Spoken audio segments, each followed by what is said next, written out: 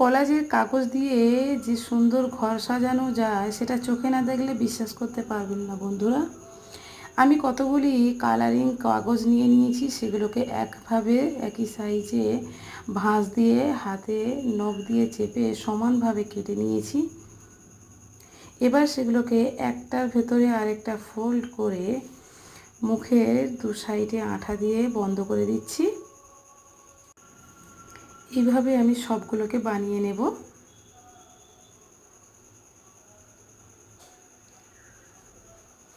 আমি কিন্তু একটা করে একটা কালার দিয়ে আরেকটা কালারের সঙ্গে এভাবে ভেতর থেকে ঢুকিয়ে তারপর ফোল্ড করে আমি গোল গোল করে এগুলোকে ভাঁজ দিয়ে নিচ্ছি।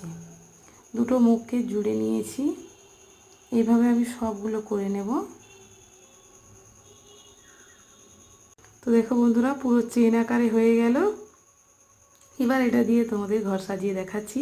এত সুন্দর ঘর সাজানো জিনিস হয়ে যায় তা কিন্তু তোমরা সত্যিই আমিও বিশ্বাস করতে পারিনি। তো দেখো বন্ধুরা, ঈদের প্রস্তুতিতে আমি এরকম ধরনের ঘর সাজিয়ে ফেলেছি।